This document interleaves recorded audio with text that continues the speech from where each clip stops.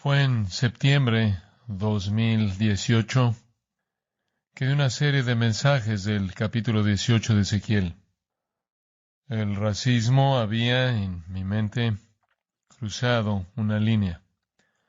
Toda forma de racismo, teoría crítica de raza, interseccionalidad, racismo sistémico, privilegio blanco, los oprimidos y los opresores, otros asuntos saliendo del movimiento feminista y el movimiento homosexual, habían cruzado una línea del mundo en el que la amargura y el rencor, la venganza y el odio florecen al reino.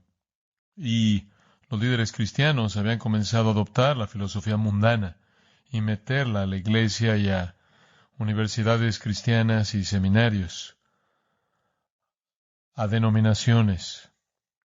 Dije en ese entonces que esto es lo más devastador que había visto en mi vida en términos de despedazar una nación, y bien podría ser lo más devastador para despedazar a la iglesia si llegaba a cruzar esa línea al reino de la luz. Tristemente, eso sucedió. Y eso no ha hecho un daño pequeño a líderes, iglesias, relaciones, escuelas, denominaciones, y el daño está lejos de haberse terminado. Ahora es ayudado y fomentado por la estructura entera de poder de los Estados Unidos de América. Y desafortunadamente, de manera ingenua, evangélicos que no disciernen fueron aspirados en las filosofías detrás de todo este racismo y han adoptado esa causa y ha creado caos con respecto a la claridad del mensaje del Evangelio.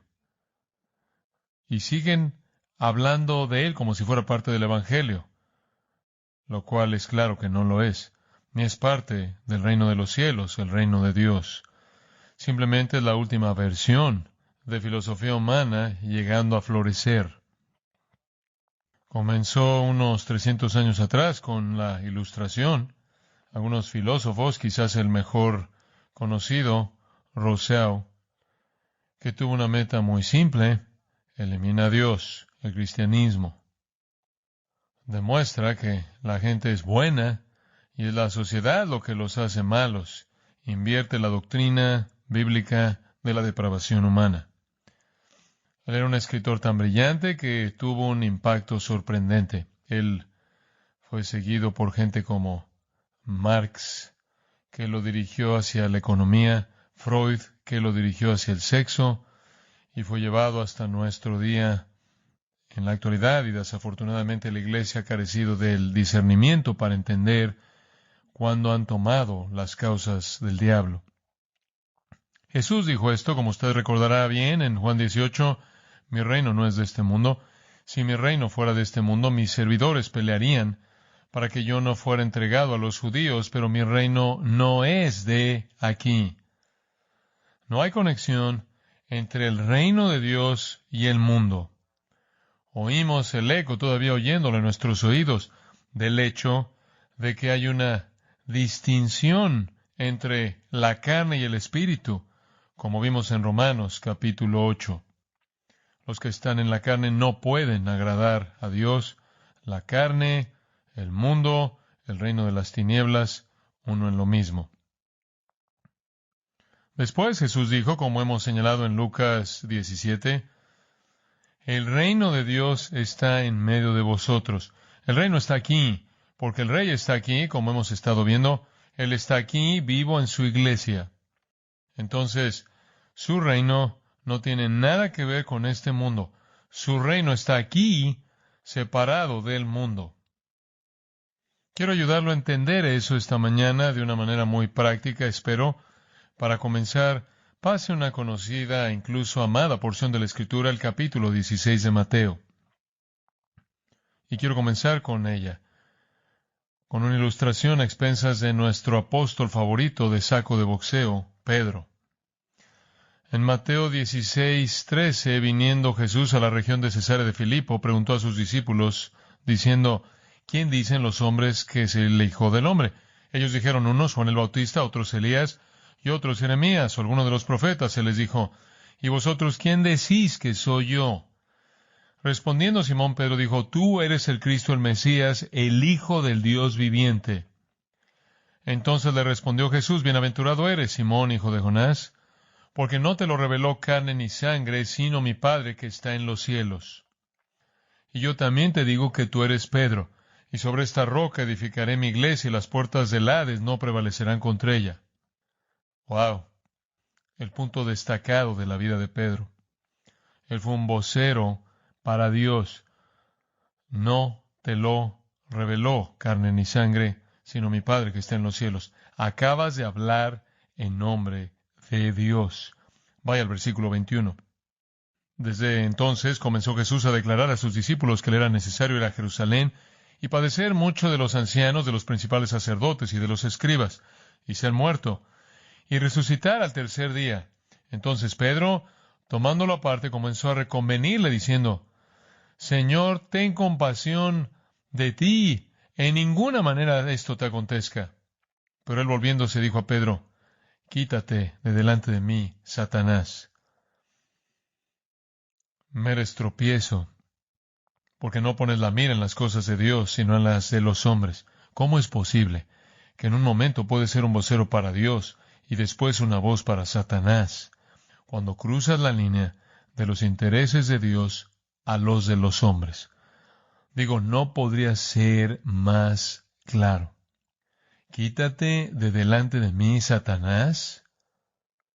Jupage, vete, Satanás.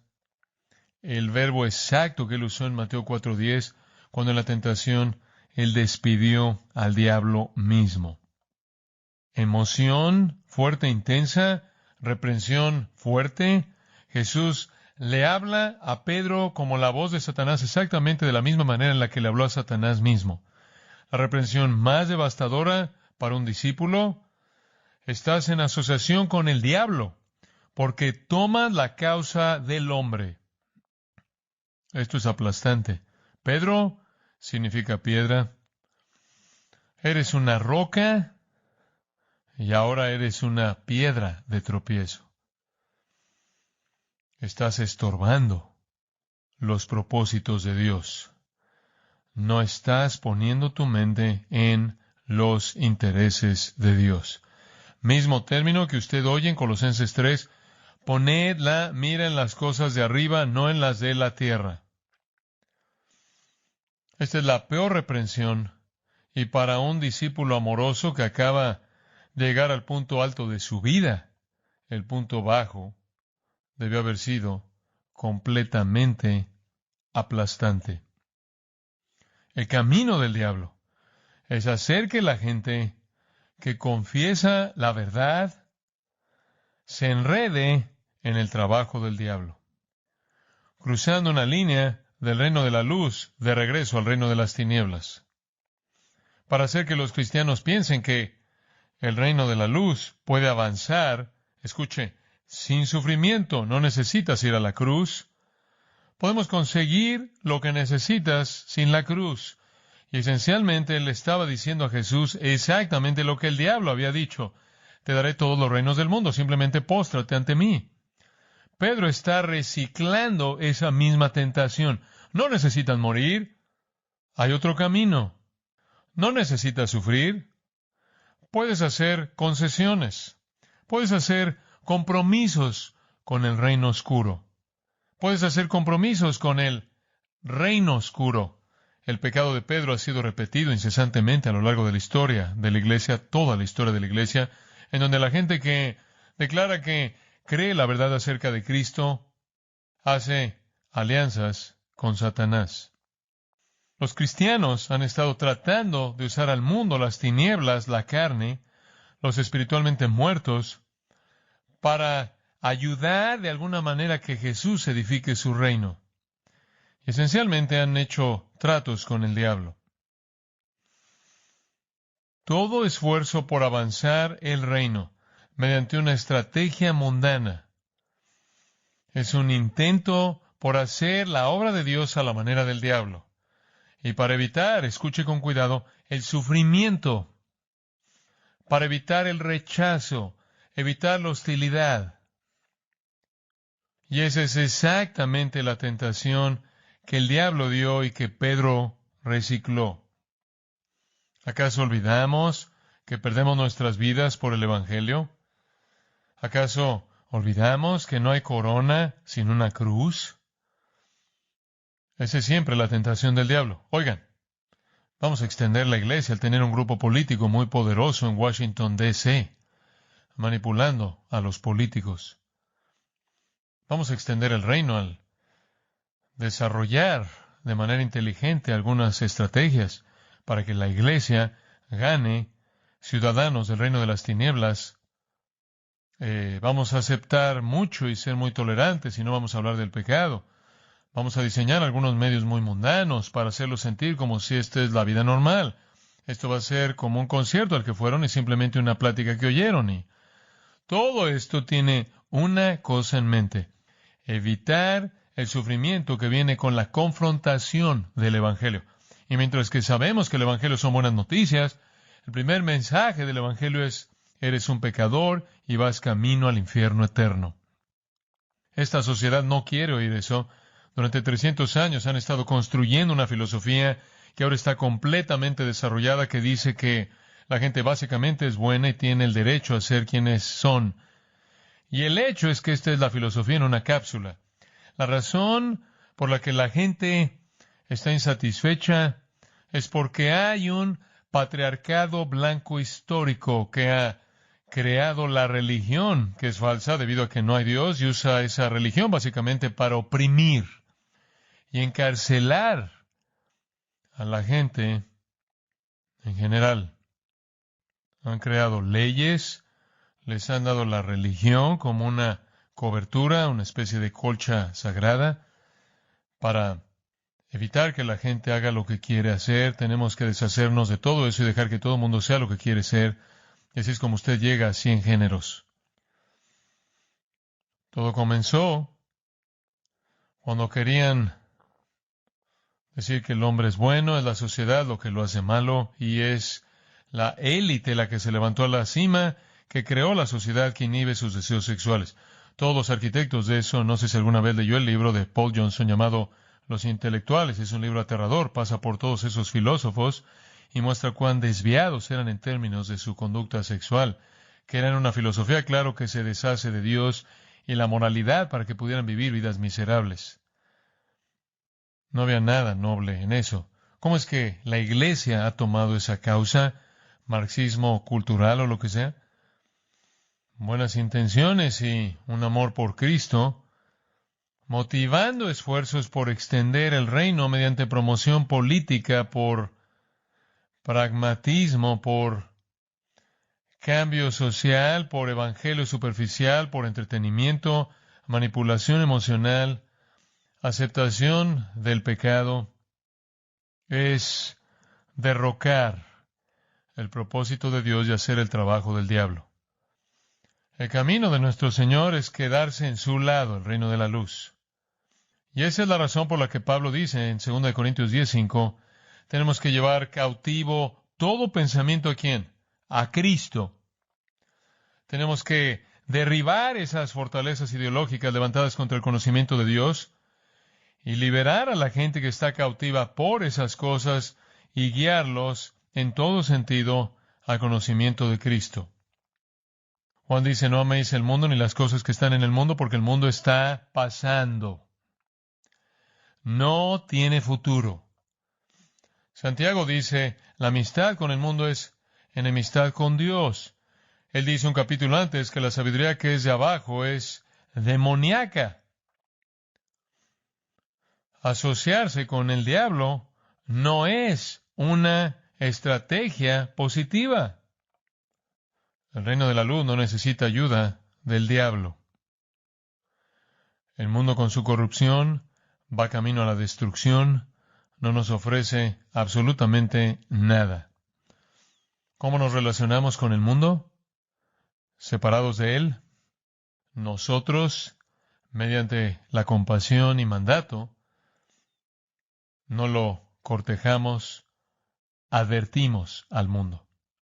No adoptamos sus ideas, no tomamos sus causas, le advertimos. Y si terminamos tomando sus causas, los compromisos son totalmente destructivos para la claridad de nuestro mensaje y destructivos para la vida misma de la iglesia, que supuestamente debe estar unificada en amor, y el reino es justicia, gozo y paz. ¿En dónde está eso en la forma actual de evangélicos? Justicia, gozo y paz. Los evangélicos se han vuelto como Pedro, ofreciendo un mejor camino que la proclamación del evangelio valiente, compasiva, que ofende al pecador. Un mejor camino que busca la popularidad y la aceptación, en lugar de la hostilidad y el rechazo. Un camino que es muy diferente del camino de nuestro Señor. Y por cierto, los apóstoles voltearon el mundo de cabeza sin nada de ayuda del mundo. El reino malo de las tinieblas odia todo lo que ama a Dios y todo lo que Dios ama. El reino de las tinieblas ama todo lo que Dios odia. No es amigo de la luz. Nuestros gobernantes malos han cambiado la verdad de Dios por mentiras, como vimos en Romanos 1. Es un reino bajo el poder del mentiroso definitivo, Satanás. Adoran la criatura más que al Creador, detienen la verdad, están bajo juicio. Los gobernantes impíos son muchos. A lo largo de la historia humana vimos eso en el Antiguo Testamento. Y en un sentido, todos son adelantos del gobernante final impío, el anticristo. Esa es la razón por la que el Nuevo Testamento dice hay muchos anticristos. Hay uno final, escuche cómo lo describe en Apocalipsis 13. Vi subir del mar una bestia que tenía 7 cabezas y 10 cuernos, y en sus cuernos 10 diademas o coronas, y sobre sus cabezas un nombre blasfemo. Y la bestia que vi era semejante a un leopardo, y sus pies como de oso, y su boca como boca de león. Y el dragón, quien es Satanás, le dio, quien es el anticristo, su poder, y su trono y grande autoridad. Vi una de sus cabezas como herida de muerte, pero su herida mortal fue sanada, y se maravilló toda la tierra en pos de la bestia, algún tipo de resurrección falsa. Y adoraron al dragón, Satanás, que había dado autoridad a la bestia, el anticristo, y adoraron a la bestia, diciendo, ¿quién es como la bestia y quién podrá luchar contra ella? También se le dio boca que hablaba grandes cosas y blasfemias, y se le dio autoridad para actuar 42 meses, la mitad de la tribulación. Y abrió su boca en blasfemias contra Dios, para blasfemar de su nombre, de su tabernáculo y de los que moran en el cielo. Y se le permitió hacer guerra contra los santos y vencerlos. También se le dio autoridad sobre toda tribu, pueblo, lengua y nación. Y le adoraron todos los moradores de la tierra, cuyos nombres no estaban escritos en el libro de la vida del Cordero, que fue inmolado desde el principio del mundo. Si alguno tiene oído, oiga. Nos dirigimos hacia el que odia a Dios de manera definitiva, el anticristo. Pero todo gobernante impío que odia a Cristo en la historia humana ha sido un adelanto del anticristo final. 2 reinos. Uno es de Dios, el otro es de Satanás. Uno está marcado por la verdad, el otro por mentiras. Uno exalta a Cristo, el otro exalta al anticristo. Esos reinos no se pueden mezclar. Y todo lo que siempre sale mal en la historia con la iglesia es cuando la iglesia se esfuerza por hacer eso. La Biblia nos advierte de eso. Efesios capítulo 5, versículo 5. Porque sabéis esto, que ningún fornicario o inmundo o avaro, que es idólatra, tiene herencia en el reino de Cristo y de Dios. Nadie os engañe con palabras vanas, porque por estas cosas viene la ira de Dios sobre los hijos de desobediencia. ¿Lo ve? son fornicarios, inmundos, idólatras, no tienen parte en el reino de Cristo y de Dios, no se ha engañado por ellos, están bajo ira divina, son los hijos de desobediencia. Versículo 7, no seáis pues ¿qué? Partícipes con ellos, porque en otro tiempo erais tinieblas, mas ahora sois luz en el Señor. Andad como hijos de luz. Eso es tan básico, ¿no es cierto? Quédese en su lado, porque el fruto de luz es en toda bondad, justicia y verdad. ¿Qué está haciendo usted del lado de las mentiras y el engaño y la amargura y el enojo y el odio y el rencor y la venganza? ¿Qué está haciendo usted de ese lado? Reorganizar las sillas de la cubierta del Titanic es inútil. En Colosenses capítulo 2, versículo 6. Por tanto, de la manera que habéis recibido al Señor Jesucristo, andad en Él, ande en la luz, ande en Cristo, arraigados y sobreedificados en Él y confirmados en la fe, así como habéis sido enseñados, abundando en acciones de gracias. Hombre, ¿qué caracteriza a la gente que anda en Cristo? Están abundando ¿en qué? Gratitud. ¿Acaso eso parece ser una realidad dominante en el mundo evangélico, la gratitud?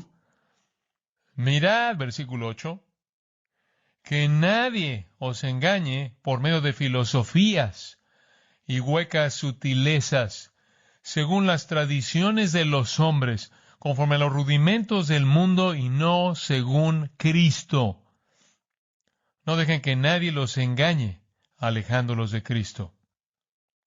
Capítulo 3 de Colosenses, versículo 1, habéis resucitado con Cristo, siga buscando las cosas de arriba, donde está Cristo, sentado a la diestra de Dios. Poned la mira en las cosas de arriba, no en las de la tierra. Poned la mira en las cosas de arriba, no en las de la tierra. Eso es bastante simple, ¿no es cierto? Vaya al versículo 12. Han sido escogidos de Dios, santos y amados. Vístanse de entrañable misericordia, de benignidad, de humildad, de mansedumbre, de paciencia, soportándose unos a otros y perdonándose unos a otros, si alguno tuviera queja contra otro, de la manera que Cristo os perdonó, así también hacedlo vosotros. Sobre todas estas cosas vestidos de amor, que es el vínculo perfecto. La paz de Dios gobierne en vuestros corazones. La palabra de Cristo mora en abundancia en vosotros. Versículo 17. Todo lo que hacéis, sea de palabra o de hecho, hacedlo todo en el nombre del Señor Jesús, dando gracias a Dios Padre por medio de Él. Así es como la vida cristiana debe ser vivida. No estamos enojados, no somos hostiles, no somos rencorosos, no somos vengativos, no estamos gritando por las desigualdades. No vivimos así. Nos quedamos del lado de la justicia, la paz y el gozo y la gratitud, porque nuestros pecados han sido ¿qué? Perdonados. ¿Quién es usted para salir y demandar algo de alguien que no tiene derecho al perdón que Dios le ha dado a usted? Pero nada de eso es mi texto. Vaya a 2 Corintios capítulo 6. Este es un golpe mortal al compromiso. 2 Corintios capítulo 6. Lo voy a leer. Comenzando en el versículo 14. Vea si esto es confuso. No os unáis en yugo desigual con los incrédulos, porque qué compañerismo tiene la justicia con la injusticia, y qué comunión la luz con las tinieblas, y qué concordia Cristo con Belial, o qué parte el creyente con el incrédulo, y qué acuerdo hay entre el templo de Dios y los ídolos. Porque vosotros sois el templo del Dios viviente, como Dios dijo, habitaré y andaré entre ellos, y seré su Dios, y ellos serán mi pueblo. Por lo cual, salid en medio de ellos, y apartaos, dice el Señor, y no toquéis lo inmundo, y yo os recibiré, y seré para vosotros por Padre, y vosotros me seréis hijos e hijas, dice el Señor Todopoderoso. Después, versículo 1, así que, amados, puesto que tenemos tales promesas, limpiémonos de toda contaminación de carne y de espíritu, perfeccionando la santidad en el temor de Dios. Este es el ataque más directo y poderoso contra el compromiso. Dos reinos. Uno está marcado por la justicia, la luz, Cristo, los creyentes y Dios. El otro está marcado por la injusticia, las tinieblas, Belial, quien es Satanás, los incrédulos y los ídolos. No hay posibilidad de que esos dos se unan en una causa común que tenga alguna importancia espiritual o eterna. No hay posibilidad. Ninguna en absoluto. Ahora, un reino es antiguo, otro es nuevo. Uno es terrenal, otro es celestial, uno es mortal, el otro vivifica, uno es material, el otro es espiritual, uno es mentiroso, el otro es veraz. Entonces el mandato, regresa al versículo 14, no os unáis en yugo desigual con los incrédulos. Dice usted, ¿acaso eso significa que si estás casado con un incrédulo te divorcias de él? No, Pablo trató con eso en el capítulo 7. Si estás casado con un incrédulo te quedas con él. Entonces, bueno, ¿acaso eso significa que nos volvemos monjes y nos vamos a vivir en una cueva? No, no. Pablo de hecho dice en esta misma carta que él se volvió todas las cosas a todos los hombres para que ganara algunos. Y Jesús en Juan 17 oró al Padre, Padre, no te pido que los quites del mundo, te pido que los guardes del maligno. Tienen que estar aquí para cumplir la gran comisión. No dejes que sean engañados por Satanás.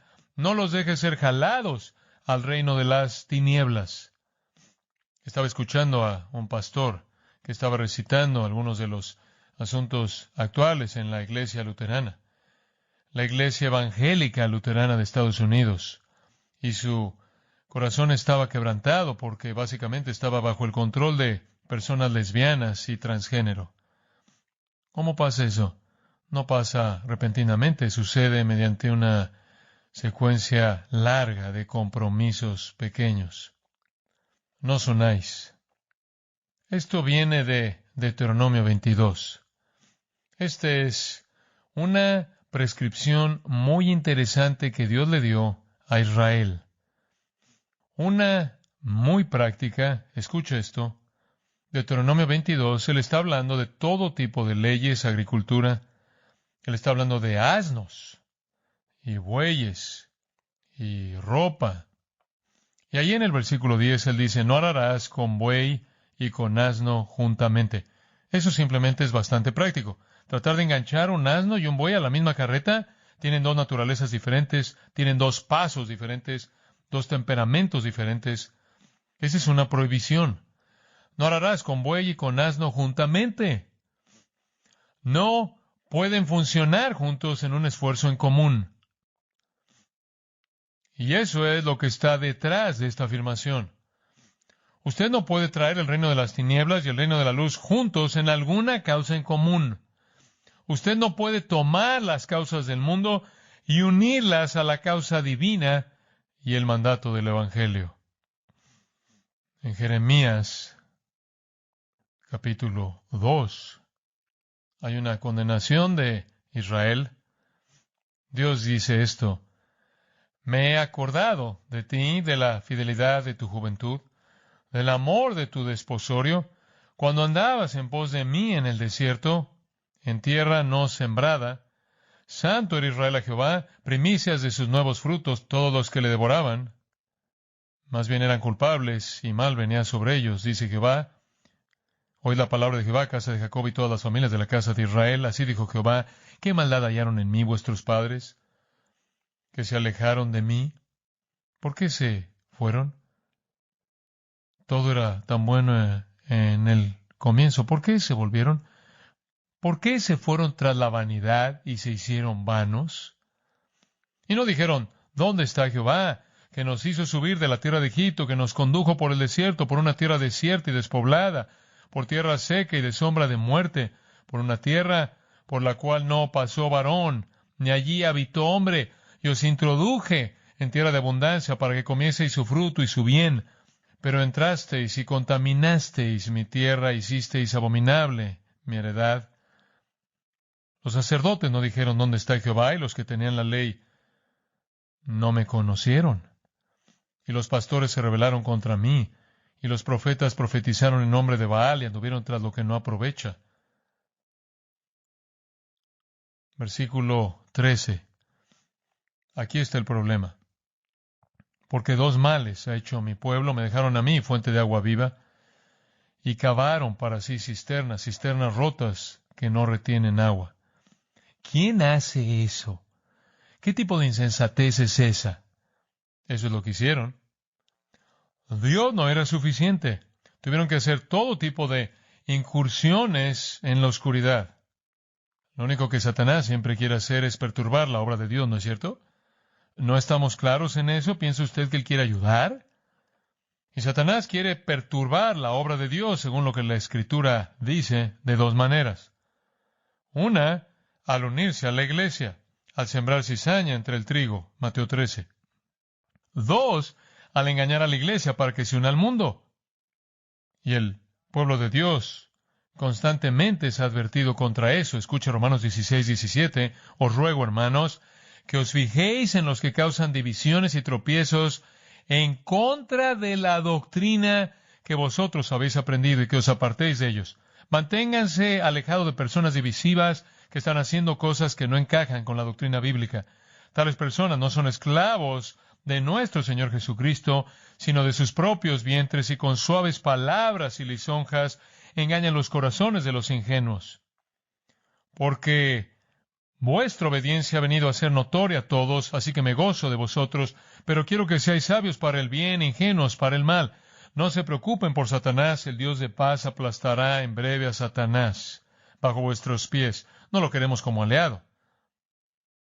Y tampoco necesita temerlo. Actualmente, convertir a la iglesia en un campo de batalla racista, feminista, homosexual, al tomar las filosofías de las tinieblas, es una violación de este mandato simple. El reino de la luz, uniéndose a la filosofía amargada, vengativa, sin gracia, filosofía sin Dios, producto de 300 años de ateos que odian a Dios, que odian a Cristo, que son antifamilia, anticristianos, que fueron impulsados por perversión sexual. Traer el reino de la luz a alguna conexión con eso es impensable. Impensable. Pero ellos dicen que la gente es básicamente buena. Y el cristianismo niega eso. Y eso debe ser revertido. La gente necesita saber que es buena y debe ser capaz de hacer cualquier cosa que quiera hacer, y es solo la gente mala que llegó al poder e hizo leyes contra toda conducta sexual. El hombre debe ser libre porque básicamente él es bueno. Déjalo hacer lo que quiera.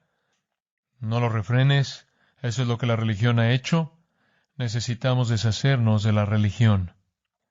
Esa es la diferencia medular. Al comienzo del Evangelio decimos que el hombre básicamente es ¿qué? Malo. En el reino de las tinieblas el hombre básicamente es bueno. Escuche Marcos. Esto realmente es indiscutible. Versículo 18 del capítulo 7. También vosotros estáis así sin entendimiento. ¿No entendéis que todo lo de fuera que entre en el hombre no le puede contaminar? Su problema no está fuera, porque no va a su corazón, sino a su estómago y es eliminado. Esto decía siendo limpios todos los alimentos. Pero decía que lo que del hombre sale, eso contamina al hombre. Porque de dentro del corazón de los hombres salen los malos pensamientos, los adulterios, las fornicaciones, los homicidios, los hurtos, las avaricias, las maldades, el engaño, la lascivia, la envidia, la maledicencia, la soberbia, la insensatez. Todas estas maldades de dentro salen y contaminan al hombre. El problema no es lo que alguien le hizo a sus ancestros, el problema es usted. Es usted. Y cuando los cristianos rinden ese punto, cortan el Evangelio en su comienzo mismo. Dios vio la tierra en Génesis 6 y dijo, nada más que maldad de continuo. Tenían un punto de vista completamente diferente de la humanidad en el reino de las tinieblas. Que el hombre es básicamente bueno, y entonces debería hacer lo que quiere. Y el reino de la luz ha tenido demasiada influencia y ha quitado la libertad. Vamos a deshacernos del reino de la luz, vamos a deshacernos de todo, de cada parte de él, sacarlo de nuestra sociedad, y vamos a obsesionarnos con el sexo. No solo a nivel personal y pornografía, sino a nivel político. De tal manera que de lo único que quieres hablar es de los derechos de personas que están pervertidas sexualmente porque han derrocado a Dios. Por lo menos piensan que lo han hecho. Ahora, Pablo apoya el mandato en el versículo 14 al ver tres áreas, las cuales serán obvias: el pasado, el presente y el futuro. Pero permítame solo empezar con el pasado.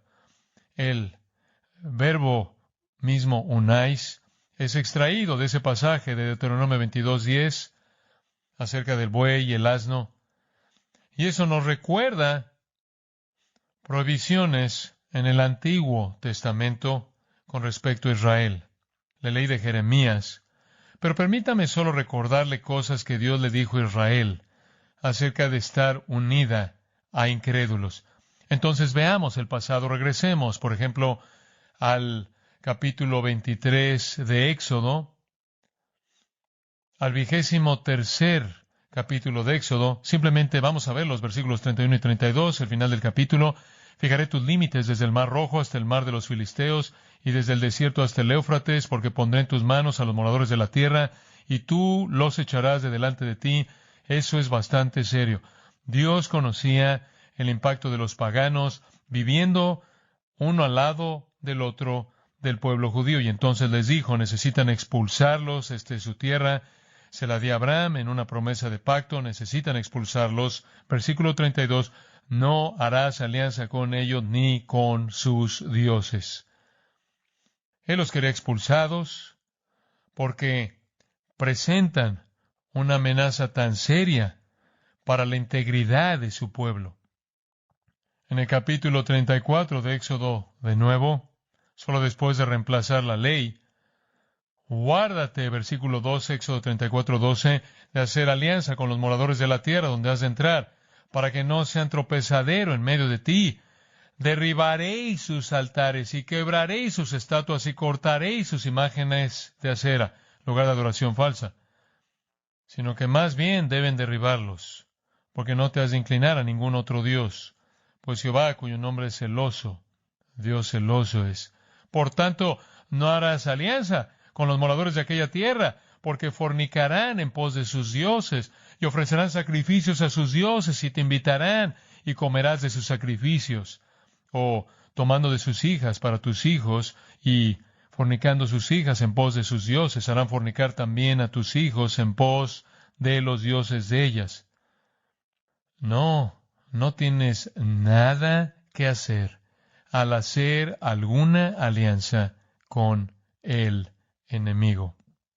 En el 7º capítulo de Deuteronomio, saltando algunas otras escrituras por razones de tiempo, capítulo 7 comienza cuando Jehová tu Dios te haya introducido en la tierra. Ahora estaban al borde de la tierra listos para entrar. La tierra en la cual entrarás para tomarla, y haya echado de delante de ti a muchas naciones: al Eteo, al Gergeseo, al Amorreo, al Cananeo, al Fereceo, al Ebeo y al Jebuseo, 7 naciones mayores y más poderosas que tú. Y Jehová tu Dios las haya entregado delante de ti, y las hayas derrotado, las destruirás del todo. Wow, así de peligrosas eran. Las destruirás del todo. No harás con ellas alianza, ni tendrás de ellas misericordia. Además, no emparentarás con ellas. No darás a tu hija a su hijo, ni tomarás a su hija para tu hijo, porque desviará a tu hijo de en pos de mí, y servirán a dioses ajenos, y el furor de Jehová se encenderá sobre vosotros, y te destruirá pronto. Mas así habéis de hacer con ellos. Sus altares destruiréis, y quebraréis sus estatuas, y destruiréis sus imágenes de acera, y quemaréis sus esculturas en el fuego, porque tú eres pueblo santo, un pueblo separado, pueblo santo para Jehová tu Dios. Jehová tu Dios te ha escogido para hacerle un pueblo especial, más que todos los pueblos que están sobre la tierra. No por ser vosotros más que todos los pueblos os ha querido Jehová y os ha escogido, pues vosotros erais el más insignificante de todos los pueblos, sino por cuanto Jehová os amó y os ha sacado con mano poderosa de Egipto. No hagan alianza. Vayan a la guerra contra ellos. Elimínenlos. Isaías retoma el mismo clamor en varios lugares de su profecía. Dios les dio leyes que los mantuvieron socialmente desconectados. Tenían leyes de ropa, tenían leyes de dieta, tenían leyes de calendario, tenían todo tipo de leyes y prescripciones de toda fase de la vida, lo cual esas fueron diseñadas no por algún beneficio espiritual. Esas fueron diseñadas para que fuera muy, muy difícil para ellos interactuar con otras personas. uno de los clamores que llevó al Holocausto en Europa era el hecho de que los judíos nunca se amalgamaron, nunca se mezclaron con las otras poblaciones de personas, y Hitler los usó como una amenaza, como si estuvieran tramando la destrucción de la gente. La gente no interactuaba con ellos, y esto fue parte del legado de esa prescripción original que tenía la intención de ayudarlos a mantenerse separados de las naciones que adoraban ídolos. Entonces, no se unan, incrédulos, no es algo nuevo. Era muy claro en el pasado. ¿Qué hay acerca del presente? Bueno, vea lo que dice inmediatamente después de eso, en tiempo presente, hablándonos qué compañerismo tiene la justicia con la injusticia, y qué comunión la luz con las tinieblas, y qué concordia Cristo con Belial, o qué parte el creyente con el incrédulo, y qué acuerdo hay entre el templo de Dios y los ídolos, porque vosotros sois el templo del Dios viviente. En el tiempo presente, usted tiene estas 5 comparaciones. ¿Qué compañerismo tiene la justicia con la injusticia? Compañerismo, la palabra metoqué solo aparece aquí, pero otra forma de la palabra aparece en Lucas capítulo 5, versículo 7, hablando del negocio de Pedro de pesca. Los socios en su negocio. Otra forma de ella es usada en Hebreos para hablar de nuestra unión con Cristo. Entonces él está diciendo, no hagan una unión en común con la justicia y la injusticia. Y la injusticia es característica de los incrédulos, son injustos por definición. El conocido pasaje de Mateo, rechazando a la gente religiosa, en donde nuestro Señor dice, muchos me dirán, Señor, Señor, hicimos esto, hicimos aquello, y diré, apartados de mí, nunca os conocí, debido a sus obras injustas. No es posible que haya una asociación entre los injustos y los justos. Primera de Juan 3, versículos 4 al 7, es un texto útil para implementar esto. Todo aquel que comete pecado infringe también la ley, pues el pecado es infracción de la ley. Y sabéis que Él apareció para quitar nuestros pecados, y no hay pecado en Él. Nuestro Señor vino para quitar el pecado. El pecado es infracción o injusticia. Ustedes son justos. ¿Qué tienen que hacer con los injustos? Todo aquel que permanece en Él no peca. Todo aquel que peca no le ha visto ni le ha conocido. Hijitos, nadie os engañe. El que hace justicia es justo como Él es justo. El que practica el pecado es del diablo, porque el diablo peca desde el principio. Para esto apareció el Hijo de Dios, para deshacer las obras del diablo. En el versículo 10, él dice, los hijos de Dios y los hijos del diablo son obvios. El que no practica justicia no es de Dios, ni el que no ama a su hermano. Uno que no ama a su hermano. El odio está siendo derramado en la raza, en el mundo. No es el amor de los hijos de Dios. En segundo lugar, él dice, ¿qué comunión la luz con las tinieblas? Injusticia habló de conducta. Esto habla más de virtud.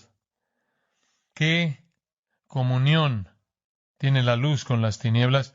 ¿Qué koinonía? Luz es verdad y virtud. Tinieblas es mentiras y pecado. Los hijos de luz y los hijos de las tinieblas, juntos, en una causa común, que supuestamente debe tener algún valor redentor. Imposible. No hay armonía posible debido a la conducta. No hay armonía posible debido a la virtud. La luz y la oscuridad se excluyen mutuamente. En tercer lugar, él dice, vayamos de la conducta a la virtud, al poder. ¿Y qué concordia? Por cierto, la palabra concordia es sinfonesis, que es sinfonía. Hay entre Cristo y Belial, el cual es un nombre del Antiguo Testamento usado una docena de veces para Satanás. ¿En serio? Esa es una afirmación muy perturbadora. ¿Qué armonía hay entre Cristo y Satanás? Ninguna. Es impensable que Satanás fuera buscado para ayudar en la causa de Cristo. No tenemos conexión en conducta o virtud o poder o medios que tiene un creyente en común con un incrédulo. Operamos por fe. Ellos operan por vista. Operamos al confiar en el poder de Dios. Ellos operan al manipular a la gente. Operamos en el Espíritu. Ellos operan en la carne. No tenemos nada en común en conducta, virtud, poder, medios y, en último lugar, identidad. Esa es una palabra grande en la actualidad, ¿no es cierto? Usted inventa su propia identidad. Muy bien, aquí está la suya. ¿Y qué acuerdo hay entre el templo de Dios y los ídolos? Porque vosotros sois el templo de Dios. Eso es lo que somos. Cualquier persona que le pregunte le puede decir, sé que no lo pueden ver, pero eso es lo que ustedes. ¿Qué? ¿No saben que son el templo del Espíritu Santo? ¿Correcto? 1 Corintios 6. Juan 14:29. Jesús dijo, yo estoy en mi Padre, y ustedes en mí, y yo en ustedes. No vayan a un templo porque ustedes son el templo de Dios, personalmente sí y colectivamente. Y en Cristo no hay judío ni griego, varón ni mujer, esclavo o libre, todos somos uno. Tenemos todas estas identidades radicales, identidad racial, identidad sexual, identidad de género. Nuestra identidad, personalmente, es como el templo de Dios y colectivamente como el templo de Dios. Y la palabra templo aquí es naos, y se refiere al lugar santísimo, no solo el patio. Cuando decimos que somos el templo de Dios, esencialmente somos un arca del pacto viviente adentro del lugar santísimo y en donde Dios mora. Si un sacerdote entraba ahí, no preparado, era matado por Dios instantáneamente. Usted no permite que el reino de las tinieblas se una al templo de Dios. Eso se oye como lo que leímos en 1 Samuel 4, en donde tomaron el arca del pacto y la metieron al templo de Dagón. Y Dios dice, no voy a permitir eso, y aplastó a ese ídolo. Ezequiel tiene una visión en el 8º capítulo, no voy a tomar tiempo para verla, pero tuvo una visión en el 8º capítulo, y la visión era que Dios lo llevó al templo y encontró en el templo todo tipo de ídolos, por todos lados, en el templo de Dios. Y Dios pronunció Icabod, la gloria partido. Y hay una visión ahí de la gloria de Dios saliendo del templo por la puerta al cielo, allá afuera a los montes, y desapareció. La gloria de Dios partió cuando el pueblo de Dios hizo alianzas con Satanás. Nosotros somos el templo de Dios, y su templo es santo. No se una incrédulos, no se una aquellos que son injustos, no se una aquellos que son de las tinieblas, no se una a los hijos de Satanás, no se una a idólatras, en ninguna causa en común que supuestamente debe tener algún propósito y efecto espiritual. Usted no puede extender el reino de Dios de esa manera. Salga de entre ellos y sepárese. Ahora eso nos lleva al futuro.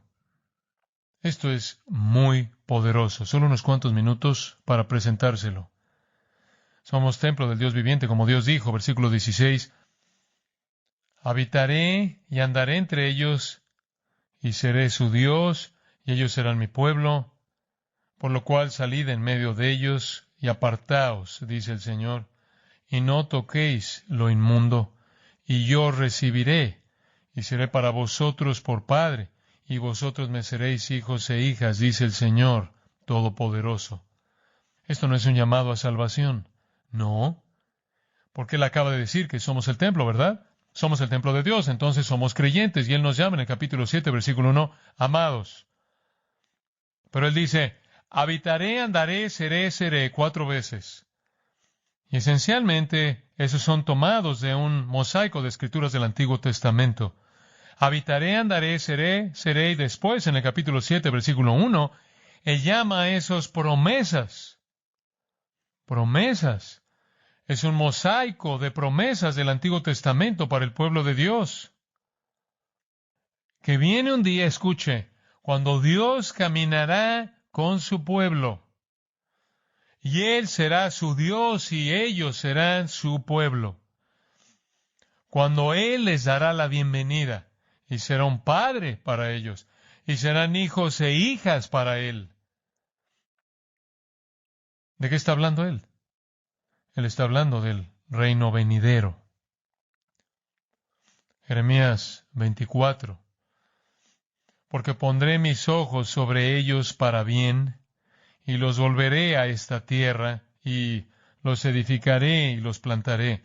Les daré corazón para que me conozcan, porque yo soy Jehová, y me serán por pueblo, y seré su Dios. Porque se volverán a mí de todo su corazón. Esa es una promesa del reino. Jeremías 31:33. Pero este es el pacto que haré con la casa de Israel después de aquellos días, dice Jehová. Daré mi ley en su mente y la escribiré en su corazón, y yo seré ellos por Dios, y ellos me serán por pueblo. Otra promesa de la salvación venidera de Israel y el reino. Ezequiel 37, versículos 26 y 27. Y haré con ellos pacto de paz. Pacto perpetuo será con ellos, y los estableceré, y los multiplicaré, y pondré mi santuario entre ellos para siempre. Estaré en medio de ellos mi tabernáculo, y seré ellos por Dios, y ellos me serán por pueblo. Esta es una promesa del reino venidero, el reino milenial de Cristo. En Mateo es llamado la regeneración, en Hechos es llamado los tiempos de refrigerio y los tiempos de restitución.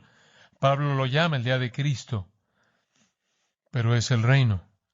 Vaya Apocalipsis. Y vamos al reino. Capítulo 19. Después de esto, oí una gran voz de gran multitud en el cielo que decía, Aleluya, salvación y honra y gloria y poder son del Señor, Dios nuestro, porque sus juicios son verdaderos y justos, pues ha juzgado a la gran ramera que ha corrompido a la tierra con su fornicación y ha vengado la sangre de sus siervos de la mano de ella. Otra vez dijeron, Aleluya, y el humo de ella sube por los siglos de los siglos. Esta es la destrucción que ha sido descrita en el 17 y el 18, la destrucción del mundo, tanto su religión como su economía. Y entonces están diciendo aleluya y adorando a Dios que estaba sentado en el trono.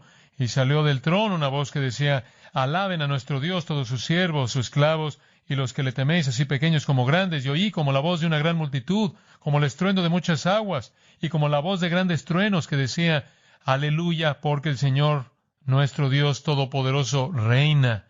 Y después en el versículo 11, entonces vi el cielo abierto, y he aquí un caballo blanco, y el que lo montaba se llamaba Fiel y Verdadero, y con justicia juzga y pelea. Sus ojos eran como llama de fuego, y había en su cabeza muchas diademas, y tenía un nombre escrito que ninguno conocía, sino él mismo. Estaba vestido de una ropa teñida en sangre, y su nombre es el Verbo de Dios, y los ejércitos celestiales, vestidos de lino finísimo, blanco y limpio, santos y ángeles, le seguían en caballos blancos. De su boca sale una espada aguda, para herir con ella las naciones, y él la regirá con vara de hierro, y él pisa el lagar del vino del furor y de la ira del Dios Todopoderoso, y en su vestidura y en su muslo tiene escrito este nombre, Rey de Reyes y Señor de Señores. Vaya al capítulo 20. Vi un ángel que descendía del cielo con la llave del abismo y una gran cadena en la mano, y prendió al dragón, la serpiente antigua, que es el diablo y Satanás, y lo ató por 1000 años, y lo arrojó al abismo, y lo encerró, y puso su sello sobre él para que no engañase más a las naciones hasta que fuesen cumplidos 1000 años. Esa es la duración del reino terrenal venidero de Cristo cuando regrese. Y después de esto debe ser desatado por un poco de tiempo. Y vi tronos, y se sentaron sobre ellos los que recibieron facultad de juzgar.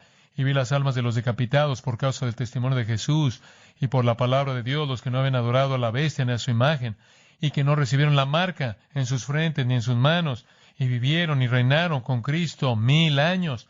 Pero los otros muertos no volvieron a vivir hasta que se cumplieron 1000 años. Esta es la primera resurrección. Bienaventurado y santo el que tiene parte en la primera resurrección. La segunda muerte no tiene potestad sobre estos, sino que serán sacerdotes de Dios y de Cristo y reinarán con Él 1000 años. Ese es el cumplimiento del reino prometido. Ahora, Regresemos a nuestro texto por tan solo un par de minutos más. Las palabras del apóstol Pablo, como dije, son tomadas de un mosaico de textos del Antiguo Testamento. No quiero cubrirlos todos, pero solo para recordarle que el reino fue prometido en el Antiguo Testamento y también fue descrito, y es muy importante saber esto. Por ejemplo, Isaías dijo que el reino será global, será mundial, y Cristo el Mesías reinaría sobre todo y todo mundo. Toda rodilla se doblará ante Yahweh, toda persona adorará, todas las naciones verán su gloria. En el reino habrá justicia y equidad perfectas, rectitud y verdad, paz perfecta, tranquilidad, no guerra, bendición económica, reinado abundante, luz del sol más larga, vida larga, seguridad, gozo. Daniel dice lo mismo. Pero Daniel también añade que Cristo vendrá para ser el Señor de ese reino. Y Zacarías dice, el Señor será rey sobre toda la tierra. En aquel día el Señor será el único y su nombre el único. Esto podrían ser noticias para algunos postmilenialistas, pero no estamos trayendo el reino. Oí a un líder evangélico decir esta semana pasada que tenemos un mandato urbano de redimir a las ciudades. No encuentro eso en la Biblia. Tenemos un mandato del Evangelio para advertirles de destrucción, porque eso es lo que viene en Apocalipsis 18. Nuestro trabajo no es redimir a la sociedad. Nuestro trabajo es dar el Evangelio para que un pecador a la vez pueda entrar al reino y llegar un día en ese reino en donde hay justicia perfecta y paz. De nuevo, ¿cuál es el punto de reorganizar las sillas de la cubierta del Titanic? Este mundo se está hundiendo y los hombres malos van de mal en peor. Basado en las palabras de Dios en el pasado, basado en su distinción entre nosotros y el mundo en el presente y basado en sus promesas del reino, el versículo 17 entonces repite el mandato, por lo cual salid en medio de ellos y apartaos. Eso es tomado de Isaías 52:11. Apartaos, apartaos, salid de ahí, apartaos. No toquéis lo inmundo. Y yo recibiré en mi reino en el tiempo. Y cuando ese reino venga, seré para vosotros por padre, y vosotros me seréis hijos e hijas. Eso es extraído realmente de, creo, Primero de Crónicas 17. En Primero de Crónicas 17, usted tiene la promesa del reino, y es tan hermoso, se lo quiero leer. Primero de Crónicas 17, y voy a leer quizás comenzando en el versículo 7. Por tanto, ahora dirás a mi siervo David,